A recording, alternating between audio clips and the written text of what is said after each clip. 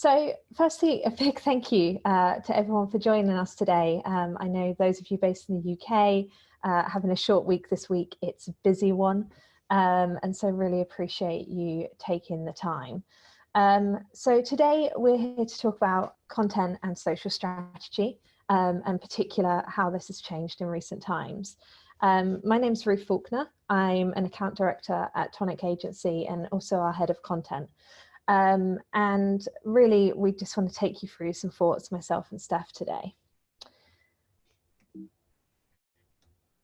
So firstly, probably introductions to Tonic.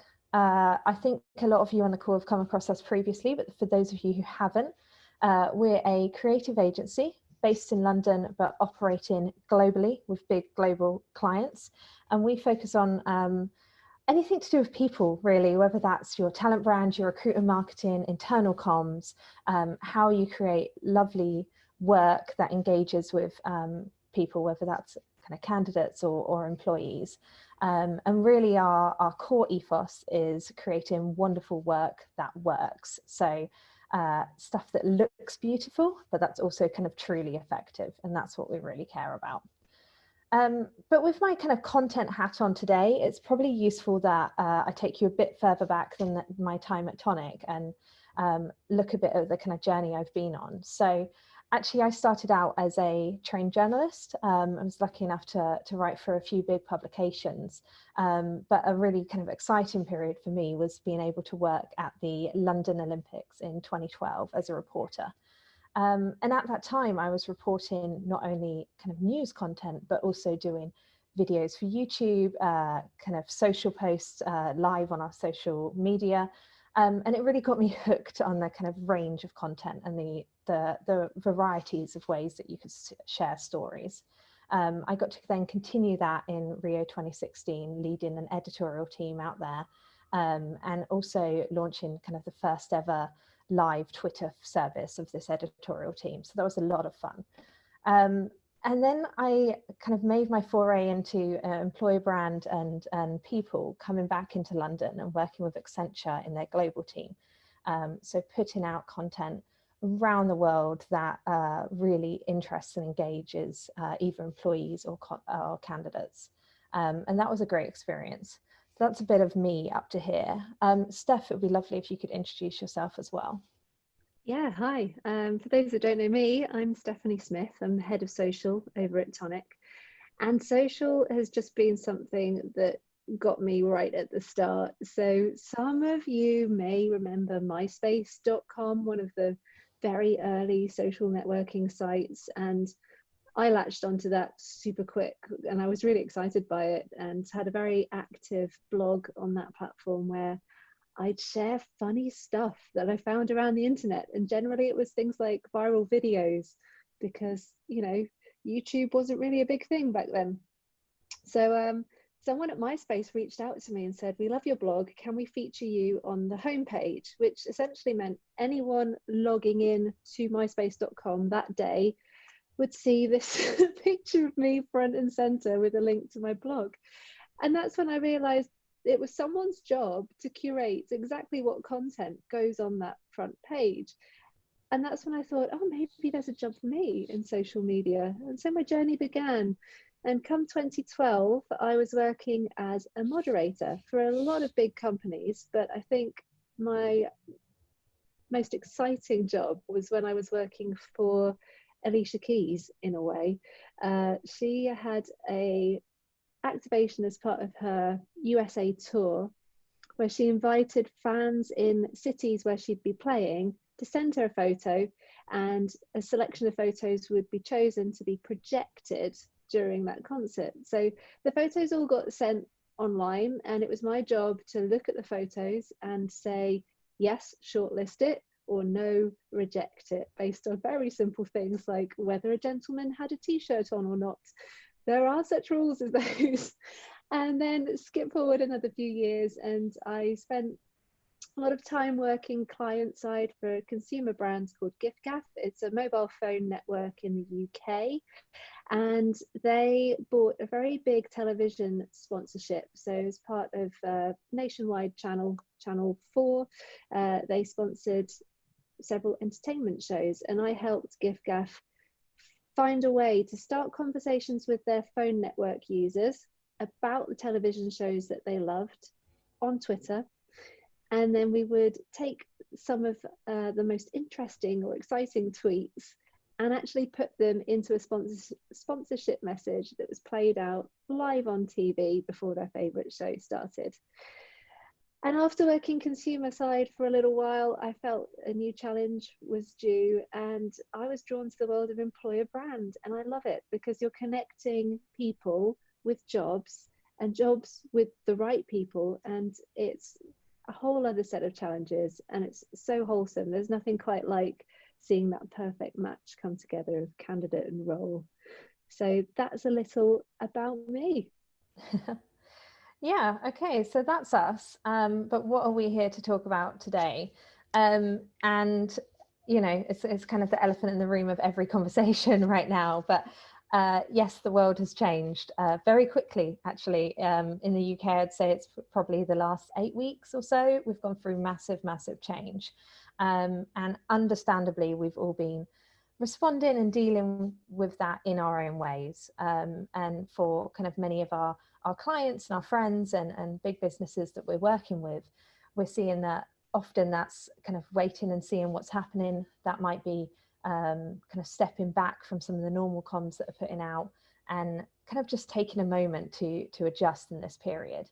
But as the kind of pandemic and the crisis is moving on, as your audiences are moving on, actually we think now's the time to kind of stop that hold-in pattern, and actually we can't wait around much longer. We need to get to a new normal, get to a place where you can keep kind of connecting with your target audiences, where you can keep your talent brand alive, even thriving, where you can set the stage for rebirth and growth after this, and really kind of lay the groundwork for how you're going to work going forward. So that's our kind of call to arms today, is let's all kind of draw the line here and reset and get to a place that we can work together going forward.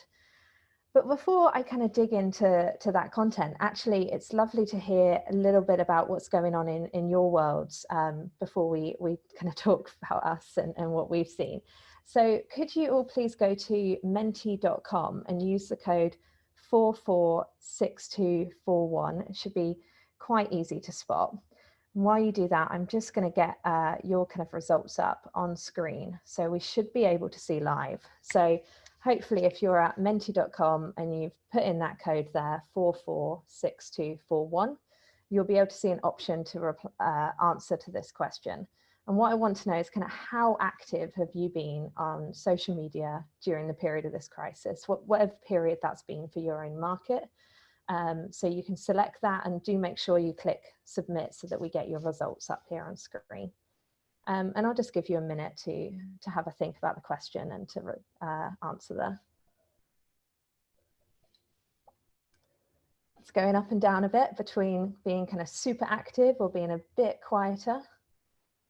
I'm heartened to see actually that nobody's on the calls yet voted that they've gone dark. But obviously if you have, there's really no judgment, because it's been such an insane time. It's about what we do going forward now. I'll just wait for a couple more people to post. I think there's probably a few more people coming through. And for those who may not have spotted it, there is a little submit button on the bottom of the Menti page. So make sure you click that too.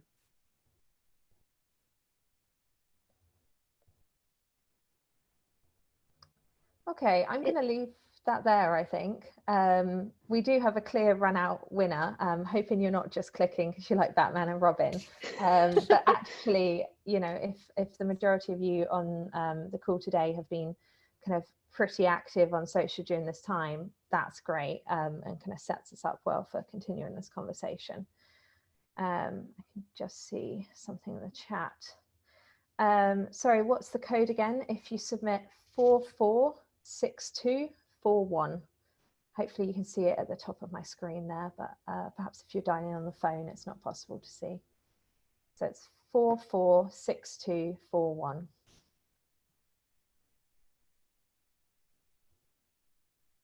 And just give that person a minute to submit their answers.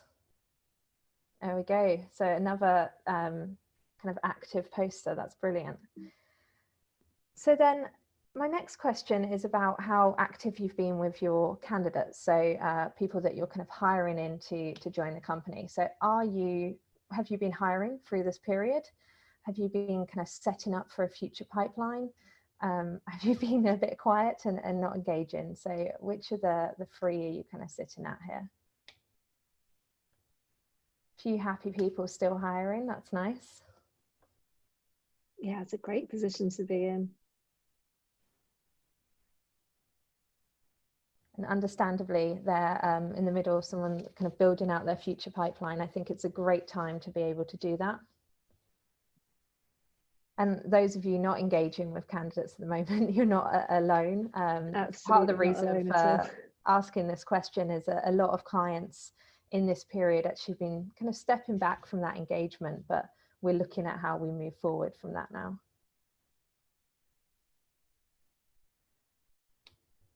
Cool. So I think this is about as many in the last question. So just one last question, and then you guys get to go back to listening. So has your kind of social content strategy adjusted, changed, been reset in response to the current crisis? Yeah, think about the things you've been posting to your timeline recently. Are they the things that you might have planned in early March, or were you finding that actually some of the things you planned needed to change? You know, maybe one post wasn't quite right, so you swapped that out and put something else in. Right. Well, I think that's the majority of people that have been answering throughout, and that's quite clear that most of you have seen that you've had to adjust your plans in response to the crisis, which I don't think is surprising there. Any final responses? I'll give you a minute and then I'll switch back to the other presentation.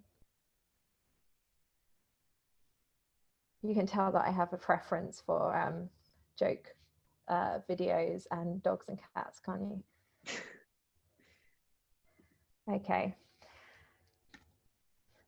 So that was really interesting, and kind of thank you for sharing your experiences, because obviously Steph and I get to speak to our clients day in, day out, but it's interesting to hear from kind of the majority of you how you've been responding with social and content in this time.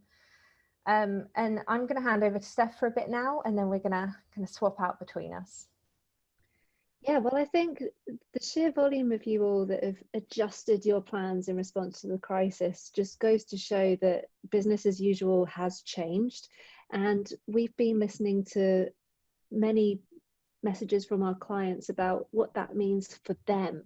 And there's just some examples here. So for some of our clients, they're used to preparing a 1-month content calendar for all their social media posts, but actually sometimes the feeling has been that actually that entire plan is not right anymore. And so rather than post any of it, they would just stop and take stock and find out where everything's going to settle around them.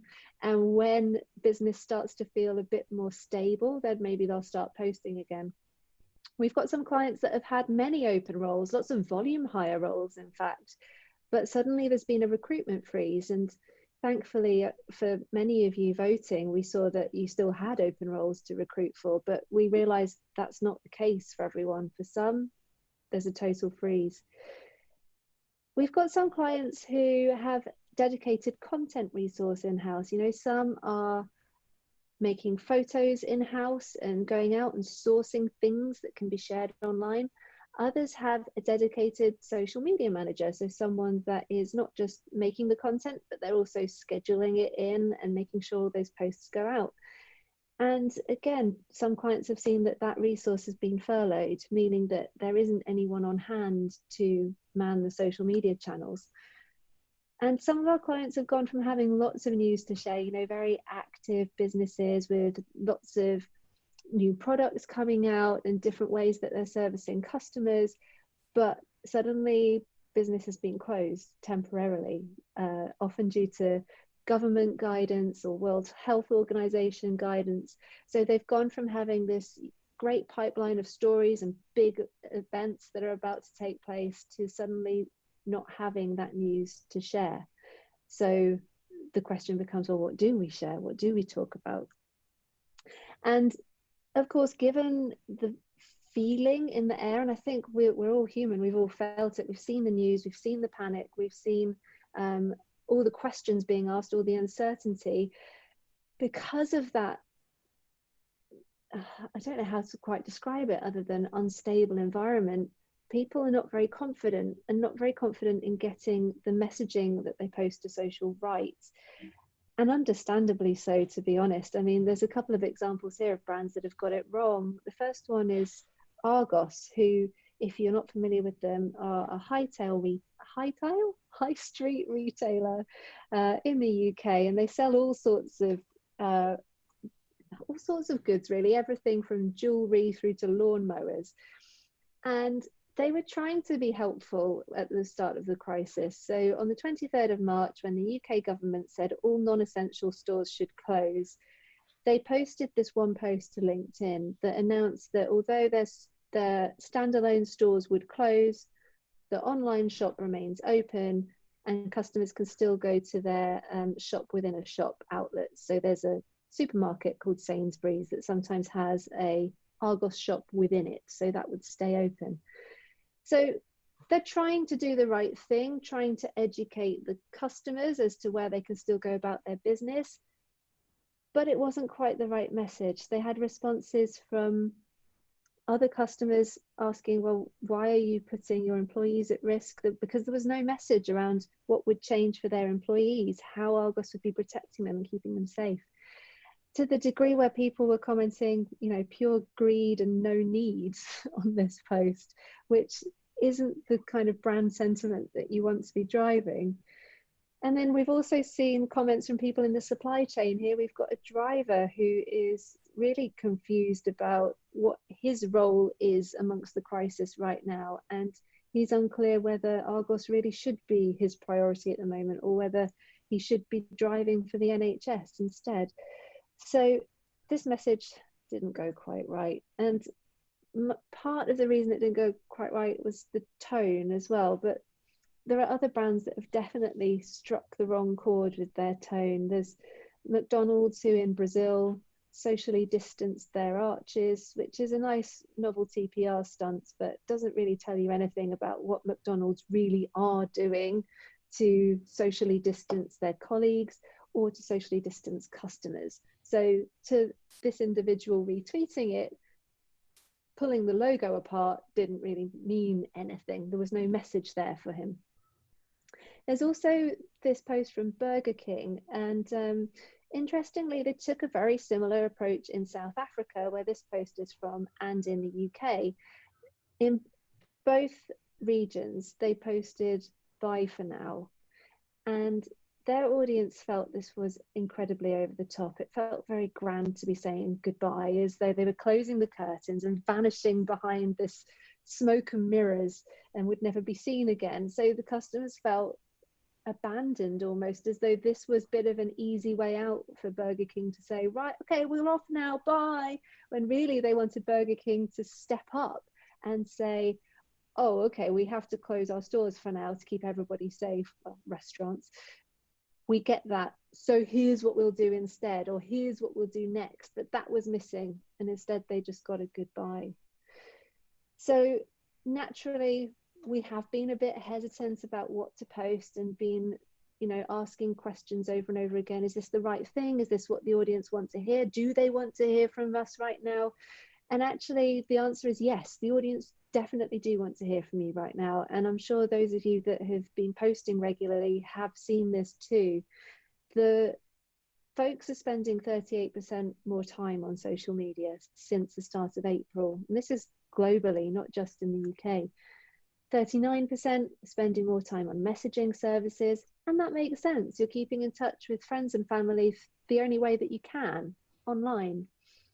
And 31% are watching more online videos. And I think it's fairly likely every one of us will have seen a meme about Tiger King on Netflix at some point. That's just one example of that phenomenon of online video streaming that's happening right now. So the audience are there, they're consuming content, and they expect to hear from you. They expect to hear how you're being helpful, and that's helpful not just to customers, to colleagues, but also to the community. And certainly for our clients, we've seen posts that have communicated messages about how the client is supporting a local charity, the local community, or even the NHS and key workers. These posts have been received phenomenally well. Audiences expect you to tell them what you're doing to face the situation. So calling back to that Burger King post and the McDonald's post, they didn't really say what they were going to do. And that's exactly what your audience want to hear, what you are going to do, what actions you're taking, what's coming next, what's happening behind the scenes. And all of this should be wrapped up in a reassuring tone. So the audience have been looking for guidance in amongst all the chaos. They just want a calm voice that will say, it's okay, we've got this. But what you certainly shouldn't do right now is be exploiting the situation to promote brand or product. This is something that can be quite distasteful if done wrong. There is a famous example of a brand who, and again, this is distasteful, so I feel awkward telling the story, but they capitalized or attempted to capitalize on Carrie Fisher's passing. And Carrie Fisher famously played Princess Leia in Star Wars by posting a sad message, R.I.P. Carrie Fisher, a picture of Princess Leia with the famous hairstyle, and then somehow managing to connect this to, and so you should buy our cinnamon rolls because they're like her hairstyle and it's some kind of nice tribute to Carrie Fisher. Needless to say, that post didn't go down very well, and that brand suffered a lot of terrible brand PR as a result. So there's a similar sense around the coronavirus pandemic. We shouldn't be going down the line of coronavirus has pulled us all apart from one another, so buy a Coke and let's get closer together. It just is insensitive, and so that naturally is not what people want to hear from you. But the good thing is we're starting, at least in the UK, to come back out the other side of the global pandemic, and different countries are at different stages in the journey through the crisis. So where we are in the UK may not necessarily align with where you are, but some of this may feel like it's true of a moment that's just passed, or can prepare you for actually what's coming up around the corner. So for those of you that have pulled back on posting, actually now's a really good time to start getting your content back out there. Test and learn from it. Purposefully try different messages and see which ones your audience respond best to. And social's brilliant because it's so fast. People will tell you very quickly when they like something. So listen to them and keep an eye on what's happening. If you are in a recruitment freeze right now, and I think there was just one of you on this webinar that mentioned they were, actually, you've still got colleagues working for you, and you do still have candidates that you will need to keep warm, because at some point recruitment will reopen again. And wouldn't it be brilliant if you already had a line of people waiting for that moment that the door opens? And if your in-house resource is furloughed, that doesn't necessarily mean you have to stop, because if you have the keys to the channels and you can access them, wouldn't it be nice if you could keep the lights on for your colleague when they got back home? So when they get back to their desk and they open all the social channels, actually some things have been going out and the content drumbeat's been kept alive. And even if business is temporarily closed, you'll be preparing to reopen. There'll be an incredible amount of work happening behind the scenes to get you ready for that stage where you can welcome the public in again, or if you're working in a sector that doesn't have that face-to-face interaction with customers, you will be preparing to go back to a more familiar way of working. So there are still things that are happening, it's just that they're not the same as they were a couple of months ago. So there's a shift in perspective that you can make around what your business activity is. So to get there, we think that, well, we recommend that you focus on Employee content, that's content made by employees and for employees. That's your current colleagues, people that work for you right now. Taking responsibility, so that's your business stepping up and saying, we understand that coronavirus has impacted us all. Here's what we are doing to help our colleagues and also help our customers. And offer your unique perspective. There'll be something that your company can do, can offer that others can't. And that's really where the magic of your brand starts to be sprinkled in amongst all of your content. To bring this to life, we've got a couple of examples. And the first one is from Lloyds Bank. They're a high street bank in the UK. And they've ticked all of these boxes. Their employee content is a beautiful video of two individuals filming themselves from home, but they're having a conversation.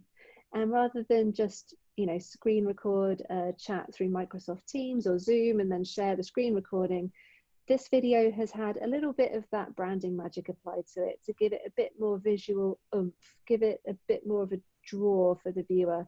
They've even just tilted the videos in slightly so these two individuals look like they're facing one another. It's these subtle touches that just make it feel that little bit more down to earth. And these two individuals are talking about mental health as part of Mental Health Awareness Week. And following on nicely from this, Lloyds Bank posted how they were taking responsibility in this area. They were going to offer the Headspace app, which is normally subscription only, for free to all of their colleagues. And this app will support with mindfulness and guided meditations to help people with their mental health. And their unique perspective was Lloyds Bank being able to offer numbers, information, statistics on how they are responding to the crisis and how they are changing things for customers, but also for colleagues. And another example here is from Boots. And Boots are another retailer, and you can find them again on the UK High Street. They have in-store pharmacies, meaning that people can visit a Boots store and pick up a prescription, but you can also pick up, a sandwich or toiletries and other things that you might need. So their employee content takes a static image, but shows how employees are adapting their day-to-day to the current circumstances. So here we've got two individuals, one's wearing a face shield, the visor, the other is wearing a mask. But they still look very happy. I think the beauty is seeing a smile through that transparent visor. Sometimes when the mask's hiding half of somebody's face, it's hard to get a sense of emotion from them. But the combination of a smile and that pose in the background makes it feel like Boots employees are still having fun, they're still enjoying work. It's just that they've changed how they're going about it. In taking responsibility, Boots called out very early on that they were one of the first retailers in the UK to purchase protective visors for our colleagues. Because they had an in-store pharmacy and offered medication, they needed to stay open when all other non-essential businesses were closing, which meant that they really needed to find a way through all of this before anyone else did. And I think that's one of the advantages that retailers reopening now have, because they can follow the lead of what Boots did. But Boots had to act quickly. And not only did they act quickly, but they told people what they were doing. And finally, their unique perspective was just around additional services they were able to offer in response to their customers and the public's need. So we all, I believe, understand that when people are in lockdown, those that suffer domestic abuse are at high risk of that abuse escalating. And when you're in lockdown, there's nowhere else to go other than home. So Boots opened up their consultation rooms as a safe space, a place where people could go, and it's an essential store, so they didn't feel like they were at risk of going to a Boots store, and they could speak to somebody one-to-one and get that support that they need, get that assistance, and find themselves back in a place of safety. So we've got this great strategy now of how companies have responded, how our clients have responded, but we know that times continue to change. They're still changing, and we need to start taking these bits that have worked from the immediate response and transform them more into a long-term strategy. And Ruth, I think you've got some great ideas for how we can do that. Yeah. So like Steph said, we've seen what's been happening over the last 8 weeks or so in the UK. We've seen how brands have been responding. We've seen where it's gone wrong for them. We've seen where it's where they've kind of hit the nail on the head. But really, how do you go from here? So if we're saying we'll draw a line and set a new strategy that's going to take us into a place of kind of growth and success, how do you start that? And one thing that might be on your mind is, even now, we're not at a point of finish. Things keep changing. It's not static. It's not necessarily clear what's happening at any given point. And so there's this need to be kind of responsive and flexible. But I think in these changing circumstances, one of the things that's really important is to be quite clear and consistent and understandable in your message. There's a little bit of a joke there about our British kind of leader in this time and clarity of message there. But I think that's a kind of key message to take is, yes, we get that things are changing, but you can still keep a clarity of tone throughout. But also remember, it's not just changing at a government level or a WHO guidance level or at your business level, but the way that your candidates and your employees are feeling is changing all the time as well. This poll here from YouGov tracking emotions over this period, I think is quite interesting, because you can see big kind of dips and spikes coming back up, happiness going down quite drastically there, kind of boredom going down and then back up again, frustration wiggling around. It's just that we keep kind of responding and changing with this. I heard someone call it today Corona roller coaster, and it's like, yeah, okay, I get that. That's how it feels. So I think that's why it's even more important to keep in mind some of the kind of social listening that Steph's alluded to previously, because you've got to be aware about how people are feeling at any given time and keep in mind your tone as you're addressing that. But what is clear is that your audience will want to see you care. I think it was a really interesting timing for Facebook to bring out their care emoji, because I think that's what we all want to feel at the moment, is a little bit of care, and that's what we want to see from others. And brands who are seen to exploit it, as Steph mentioned, are seen as uncaring in this time. So practically, in terms of the strategy, I think it's really about staying flexible now. And it might sound a bit counterintuitive to say set a long-term strategy of being flexible, but it's something you can do. So if anyone's seen me present on content previously, you might recognize the circle on the left-hand side here. And that's how we would normally kind of come at content. So looking at audit and assessment first, creating a strategy and a plan, and that could be a long-term plan, going into cycles of creation and actually maybe batch creating stuff so you've got efficiencies of scale. And then measure and optimize and learn from that and kind of start the cycle again. So it's an ongoing circle. At the moment, there's not enough time to really delve deep into each of those kind of quadrants of the circle. And actually, the strategy we'd recommend is looking more like the kind of roller coaster that I've referenced earlier, because you have to be very kind of quick and responsive. So yes, you do need to start with a bit of an audit and a strategy. So if you've been posting the last kind of 8 weeks or so, what hasn't worked? What do you need to know that isn't going to work with your audience? What's been working really well and you can do more of? And what's your kind of business objectives and aims? Those should be at the core of your strategy. But you want to kind of build that quite quickly and get into a point where you're creating against that, so that you can be posting out and then listening as kind of as soon as possible. Because you want to listen to how people are responding to your social posts, whether that's your internal employees, how they're engaging and sharing and picking up your content and amplifying it, or the external audience, and you see their engagement rates on your social media kind of measuring tools. And then take all that listening back in and have a point to reassess. So at that reassessment point, you want to look at all of your social listening, but also look at the world around you and what's changed, because it is changing so quickly. So you might need to look at the news and what's going on at a government level or WHO level, or an advice in general about what's going on with the world, but you also might need to look at the business. So how your business strategy is changing. Twitter, for example, just announced that they were going to have everyone work from home. It's a change in business strategy that will have long-term implications. So making sure that as these things evolve, you're weaving them into your content. So really your content can't ever be static.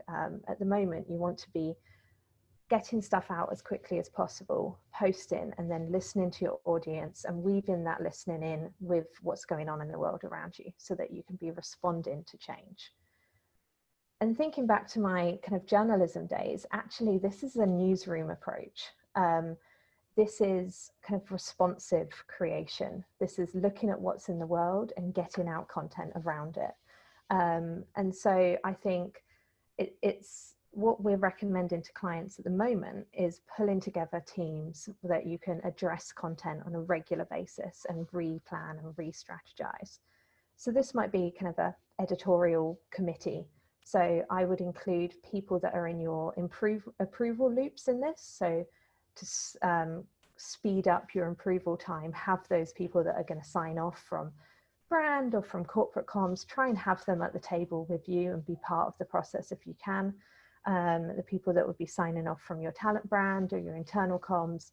So have a small cluster of people that can make decisions quickly and kind of respond quickly. But also pull in those learnings that I've mentioned. So pull in your social listening, pull in the news and business approach.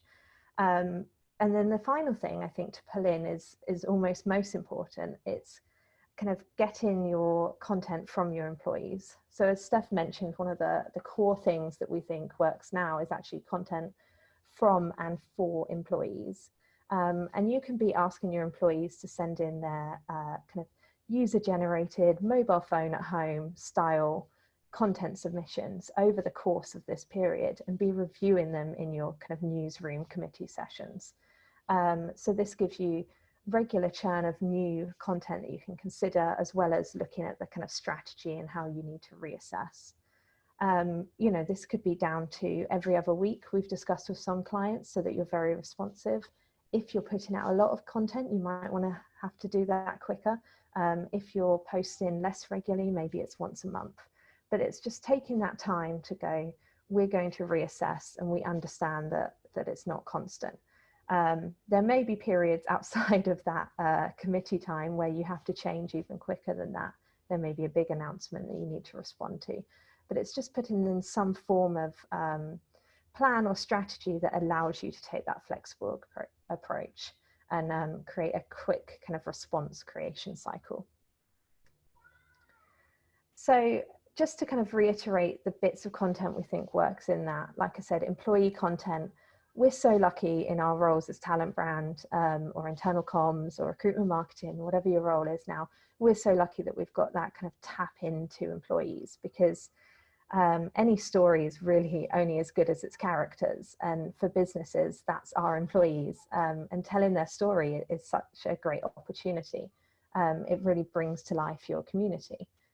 And it doesn't need to be complicated at all. So actually on the screen, my favorite one of these is kind of just the post of the sourdough at the end, not just because I love bread, but also because it feels kind of real and sweet and tender and heartfelt. This is kind of taking it down to the absolute basics, but you can create content very quickly and very easily, even in these scenarios. And then looking at taking responsibility in a unique perspective, I think this is where you would be most feeding in the business and the news aspect of what's going on into your content plans. So knowing what's going on in the world and thinking about how your audience is feeling, that's when you know what points you should be taking responsibility on. If you're reopening stores, for example, you should be taking responsibility about how your employees are safe, and you should be talking about that so that people are aware of that, so that you don't fall into the trap that we saw that Argos did. And then the unique perspective, I think this is really important because of the kind of noise out there right now. Actually, a lot of people are talking. A lot of people are talking about what they're doing in response to coronavirus. The audience is listening, as Steph said, but it's kind of hard to hear the good stuff through all the noise. And as a business, you don't want to be saying the standard things that anyone else could be saying. You want to be saying the things that you and only you could add to that conversation. So I think those newsroom sessions is really an opportunity to look at where you've got something unique to add to the conversation.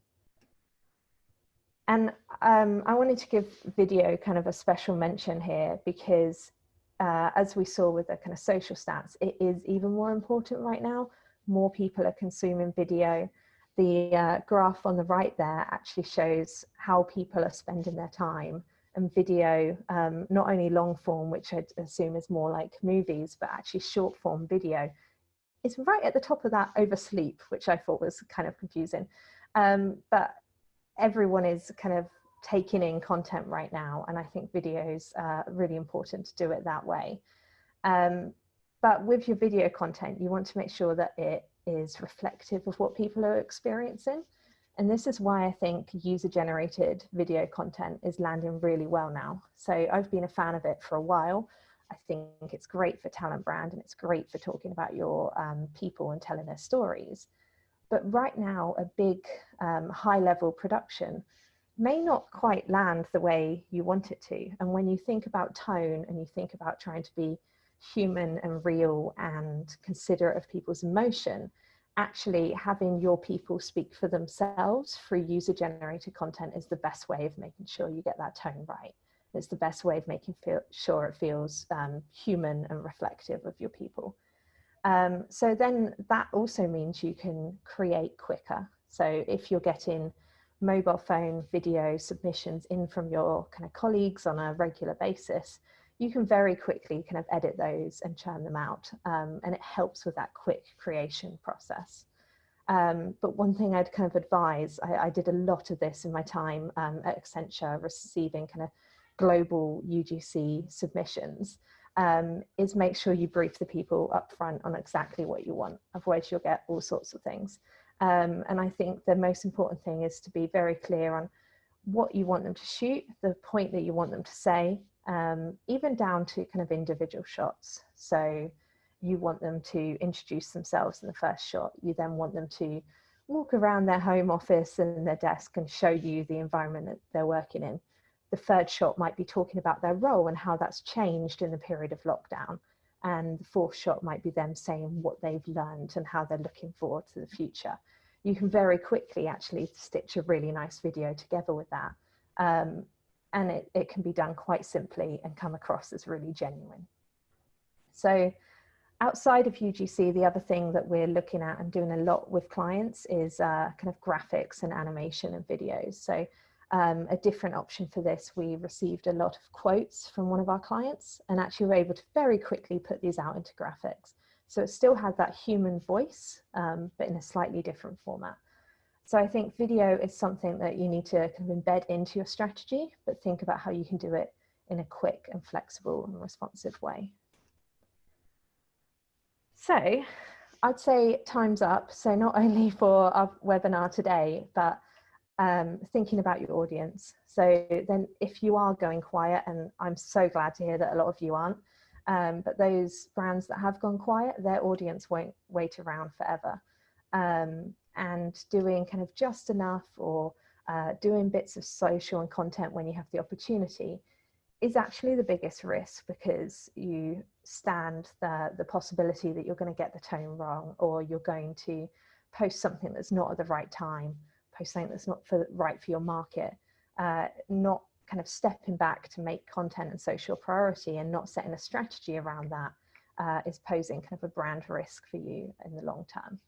And obviously my biggest point here is really about being flexible and responsive, but there's no point just saying you're going to be flexible and responsive. You want to set up a plan for how you're practically going to do that. And Steph, I don't know if you've had any final points onto that as well. Yeah, I'd certainly add that right now in the UK, amongst our clients, we're seeing that employees are wanting to help more than ever. Some of them have got more time on their hands, and so more time to offer, and they want to do something with that that will help the business and that help their colleagues as well. It's that wonderful sense of community that we've seen, you know, just outside our front doors, but it's also spilled through into the workplace.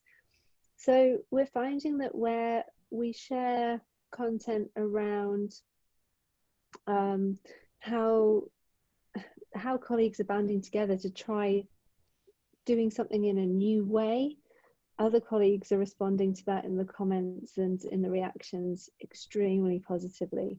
And we're also finding that when we make an ask of one of our clients' colleagues, so, you know, create a photograph or a video and submit it to us, more people than ever are getting involved with that, because again, they want to help, they want to do something to contribute good in this crazy situation. So now is a really good time to start making those asks, start building relationships with your employees and your colleagues, find out who amongst them all is really good at making content, because in my experience quite often it's the quiet ones that are also really good at photography or can actually switch it on and make a really, really good video. They just never felt bold enough to offer their services up. So ask now and you can reap the benefits for months to come, not just in the immediate future. Yeah, absolutely. So I think to summarize, there's an incredible opportunity right now, and we're feeling this kind of build with our clients. We're feeling people kind of look ahead to what's happening next. And your employees and your candidates will be feeling this too. So just make sure you're taking this moment to engage with them. So opening up to you guys, I'd love to hear your thoughts and considerations, or any questions or comments. So you would have all been muted on entry, but you're able to unmute and shout out if you want, or you can post questions in the chat. If anyone's got anything to say, we're here to chat.